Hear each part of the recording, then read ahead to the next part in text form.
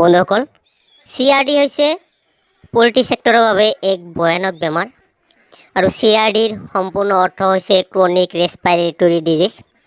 ই মূলতঃ শ্বাস প্ৰশ্বাসৰ ক্ষতি সাধন কৰে আৰু ইয়াৰ বিভিন্ন দিশলৈ প্ৰতিক্ৰিয়া সৃষ্টি হয়।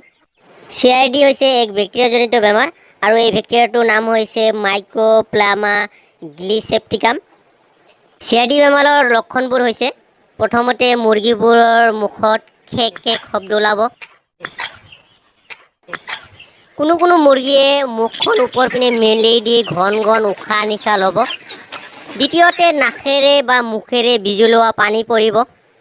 তৃতীয়তে মুৰ্গীবোৰ ঝিমাই থাকিব আৰু কোনো মুৰ্গীৰ চকু দুটা ফুলি উঠিব, পানী পৰিব আৰু এনেভাবে ফুলি উঠিব যে তাত যেন বহুত পানী জমা হৈছে আৰু ৰং চোৱা হৈ পৰিব, চকু নেদেখা হ'ব, অন্ধ হৈ পৰিব, খোৱা খাদ্য বাদ দিব আৰু এনে অৱস্থাতে কিছুদিন থাকি সেই মুৰ্গীবোৰ মৃত্যু মুখত পৰিব।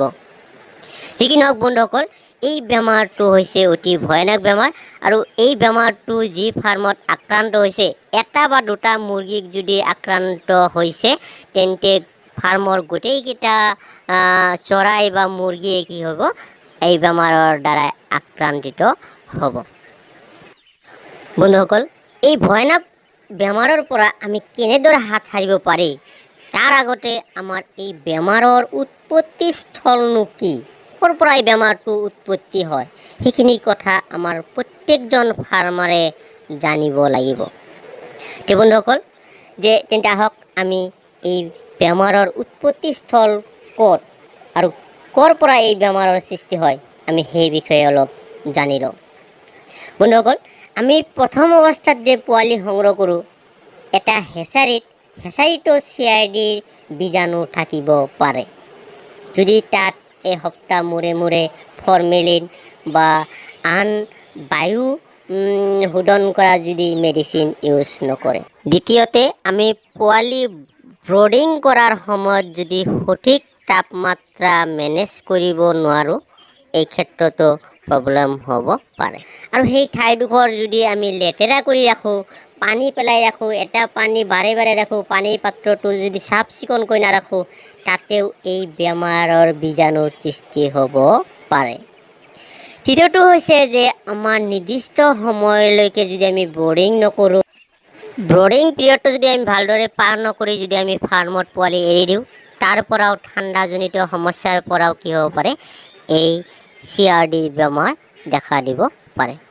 এই বন্ধুসকল, এইকেইটা আছিল মেইন পইণ্ট। আৰু এটা হৈছে যে চাফ চিকুণতা। আমাৰ ফাৰ্মত আমাৰ এই পোৱালিকেইটা চাফ চিকুণ আছে, এইকেইটা ভালে আছে। আমাৰ লগত আৰু এটা আমি বেচ বনাইছোঁ, তাতে আমি চাফ চিকুণ কৰা নাই, তাৰ পৰাও বায়ুজনিতভাৱে এইটো কি হ'ব পাৰে, বেমাৰ আহিব পাৰে।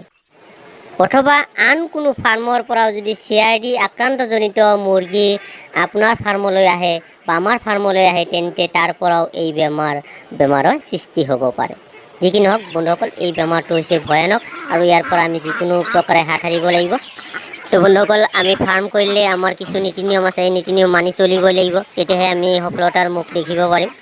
আৰু কোনো ফাৰ্মতে যদি এনেকুৱা CRD সমস্যাই দেখা দিছে, CRDয়ে আক্ৰান্ত কৰিছে, তেন্তে আমি ইয়াৰ পৰা কেনেকৈ হাত সাৰিব পাৰিম তাৰ বাবে এটা সঠিক ৰাস্তা ওলাব লাগিব।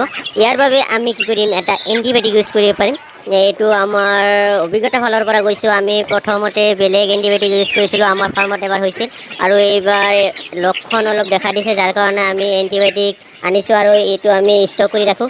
এই চাওক, ইয়াত দেখা পাইছে ৰেষ্টিক এল নামৰ পাউডাৰ, আৰু এই পাউডাৰটোৱে অধিক ৰিজাল্ট দি আছে। আমাৰ ফাৰ্মত এইটো আমি প্ৰায় ইউজ কৰোঁ আৰু এইটো আন সমস্যাৰ ক্ষেত্ৰতো আমি ইউজ কৰোঁ। যে এইটো চাওক, মেইনলি যিটো CRD, চাওক প্ৰথমতে দিছে, এইটো প্ৰথমতে CRD কাম কৰিব। এই মেডিচিনটোৱে CRDৰ লগতে কুৰাইজা, ফাউল কলেৰা ইত্যাদি ৰোগৰ প্ৰতিষেধক হিচাপে কাম কৰে আৰু এইটো আমাৰ ফাৰ্মত আগৰ পৰা ইউজ কৰি আছোঁ আৰু বৰ্তমানতো বহুত ফল দি আছে বাবে এইটোকে আমি ইউজ কৰোঁ। আৰু এইটোৰ দামো বেছি নহয়, 200 গ্ৰাম মেডিচিনৰ দাম হৈছে 397 টকা। দামৰ কথা নহয়, কামটো ভাল হ'ব লাগে।